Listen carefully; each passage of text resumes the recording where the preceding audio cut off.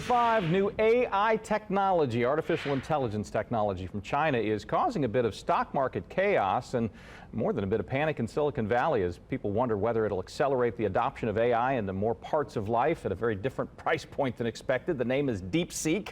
Emma Cosgrove is a senior reporter at Business Insider, reporting on, among other things, AI issues, and kind enough to be with us this morning. I can't keep up with the hour-to-hour changes in this, Emma.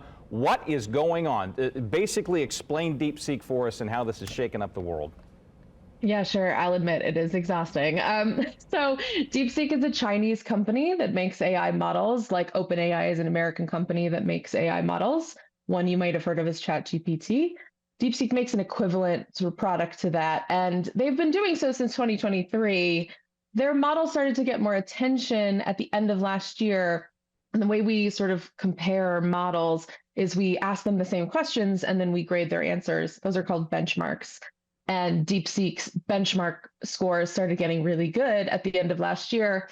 And over the last week, the awareness of that really started to rise. And the reason that it feels like an explosion of DeepSeek news is because yesterday the market caught wind and NVIDIA, which is probably the most prominent stock in AI, dropped around 17%. It was a massive sell-off across tech, but NVIDIA took the largest hit. And they're recovering a little bit already this morning. Investors are quite twitchy when it comes to AI because it's not fully proven yet as a moneymaker. And because DeepSeek is a Chinese company and the technology they've made, which is extremely comparable to American technology, was made very, very cheaply on less up-to-date hardware. That's why the whole market is kind of shaking right now, because we are investing an immense amount of money in AI infrastructure and AI technology in this country. And if we don't need to be investing as much as we are, that's a scary prospect. And indeed, just last week, the Trump administration, one of its first big public actions was this big commitment to AI. And it sounds strange to call it traditional AI structures, but for what passes for that in these days, this was aimed at a price point that was much higher, correct? Yeah, it was a $500 billion project. Now, that's over time. It's not like a lump sum. It's not coming from the government. The funding is all private, but it was with OpenAI and Oracle and a couple of other players. It's centered around a facility in Texas, a data center that's going to be going in Texas. Construction's already started. And the Trump administration has pledged to essentially like make that easier. So get rid of some of the red tape, like get permits processed faster and allow the US to ramp up its AI infrastructure faster. It's also important to note that President Trump actually made a statement about DeepSeek yesterday. He was quite measured. He said, this is good. Competition is good. We should all be thinking about how to do this more efficiently. And efficiency is part of winning. So that's it. It was a calmer note from him at the end of yesterday.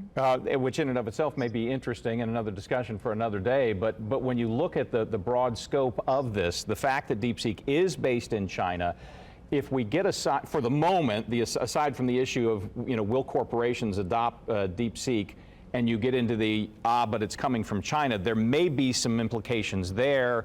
Is it possible they'll go down the TikTok road on this one and say, listen, the technology is interesting, but we're not going to trust something that's based in China? Yeah, anything is possible. AI is a really interesting issue for the Trump administration because they're generally anti-regulation, but AI needs guardrails in general.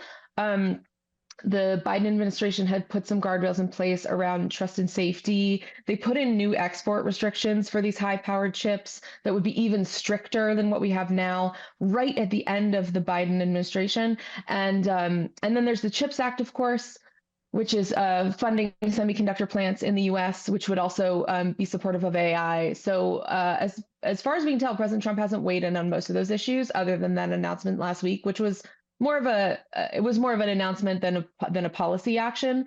So we're still kind of waiting to see how the Trump administration is going to either accept or change or throw out the Biden administration's work in the realm of AI. It is something we're still trying to figure out, is the sort of trust and safety issues with working with a Chinese model. So should you put personal information into the model? Should you ask it personal questions? Should you share data with it? That's an issue that everyone has to grapple with all AI, including American-made AI, because you're literally giving away your data. These AIs they're built by data. Um, but obviously, when the company is based in China, those issues are heightened, and so we're listening very closely, but we have not heard any rulings on that yet. Emma Cosgrove, that is some of the clearest explanation that I've heard so far about this issue, and then DeepSeek's possible future and hurdles to it. Thank you for the time this morning. Read Emma Cosgrove's work. It is through Business Insider. We'll talk to you. Who knows? This could change in 5 minutes the way the speed of this is going. But we'll check with you on perspective on this in the future. Okay. Thanks, Scott. All right.